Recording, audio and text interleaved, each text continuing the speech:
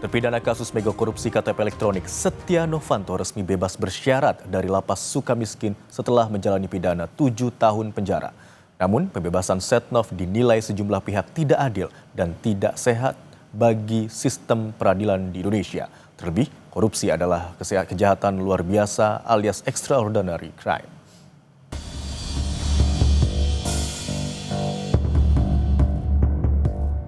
Setia Novanto bebas bersyarat. Sosok Ketua DPR periode 2014-2019 yang jadi terpidana kasus KTP elektronik itu dinyatakan bebas berdasarkan surat keputusan Menteri Imigrasi dan Pemasyarakatan. Setnov, kata Menteri Imigrasi dan Pemasyarakatan Agus Andrianto, sudah melalui asesmen dan seharusnya bebas pada 25 Juli lalu. Karena sudah melalui proses asesmen dan yang bersangkutan berdasarkan hasil keputusan PK itu sudah melampaui waktunya.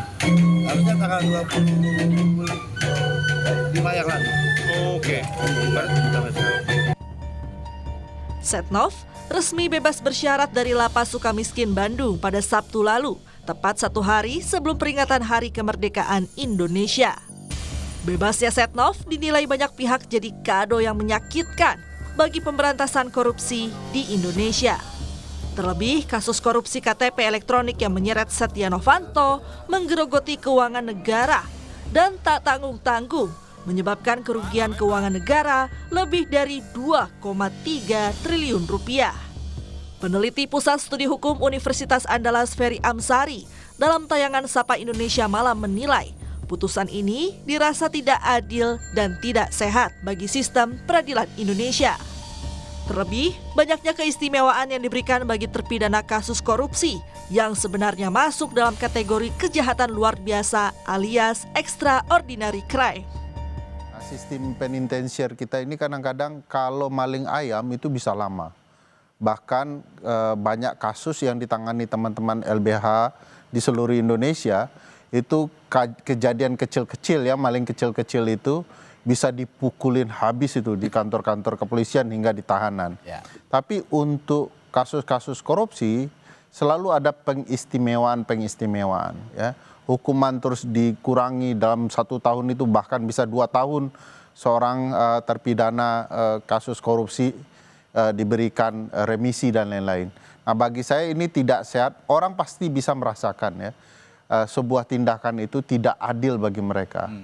Dan dalam kasus Setnov ini semua orang sudah tahu bahwa dari awal banyak sekali pengistimewaan kepada Pak Setnov ya. Ruangannya ber-AC, ada kulkasnya, sangat mewah ya. Jadi ini bukan sesuatu yang mengherankan publik akan terjadi di konteks kasus Pak Setnov. Tetapi orang akan semakin meneguhkan bahwa sistem hukum kita itu tidak sedang bekerja dengan benar ya. Hanya kepada orang-orang kecil lah hukum itu betul-betul tajam, sementara hukum akan sangat menghormati orang-orang yang punya kekuasaan, punya kekuatan politik untuk kemudian diberikan keringanan-keringanan. Tapi, Wakil Ketua Umum Partai Golkar Ahmad Doli Kurnia justru merasa bersyukur atas bebasnya Setnov. Doli menilai pembebasan bersyarat Setnov sudah sesuai dengan peraturan. Golkar sebagai partai tempat Setnov bernaung, kata Doli, tidak ikut campur dengan proses hukum Setnov. Ya, terhadap putusan ini, ya kita melihatnya bahwa ini memang ada dan sesuai dengan apa yang sudah diatur dalam peraturan perundangan kita. Semua prosedur, mekanisme, dan segala macam. Nah, soal adil dan tidak adil, saya kira itu memang ada ruang diskusinya sendiri. Ya kita kan cuma hanya menerima ya putusan itu. Partai Golkar dalam posisi tidak kemudian ikut campur mengurusi supaya dipercepat atau diterima atau diremisi dan segala macam gitu ya.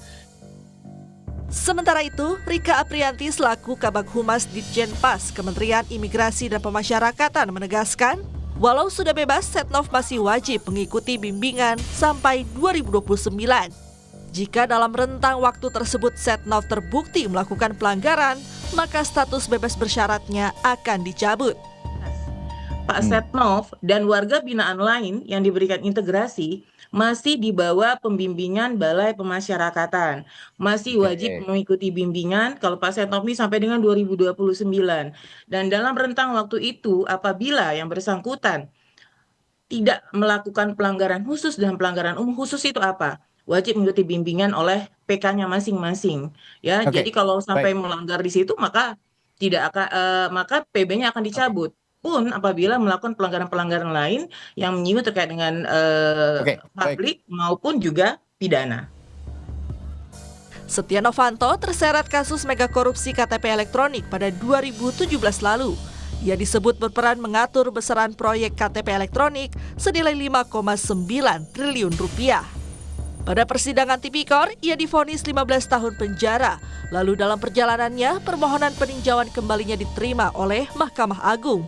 Ia juga beberapa kali menerima remisi, sehingga total masa pidana yang dijalani lebih dari 7 tahun penjara. Tim Liputan Kompas TV. Dalam keterangan tertulisnya, Wakil Ketua KPK Yohanis Tanak bilang sesuai dengan ketentuan Undang-Undang KPK, tugas dan kewenangan KPK dalam menangani perkara tindak pidana korupsi, khususnya dalam melakukan penindakan, hanya sebatas melakukan penyelidikan, penyidikan, penuntutan, dan eksekusi putusan pengadilan yang telah mempunyai keputusan hukum tetap. Setelah semua tugas tersebut dilaksanakan, selesai sudah tugas KPK. Lebih lanjut, Yohanis menegaskan urusan yang terkait dengan adanya pemberian bebas bersyarat dari Kementerian Imigrasi dan Pemasyarakatan kepada terpidana, termasuk terpidana Setia Novanto. Hal tersebut menjadi ranah tugas dan kewenangan dari Kementerian Imigrasi dan Pemasyarakatan. KPK, kata Yohanis, tidak ikut campur dengan hal tersebut.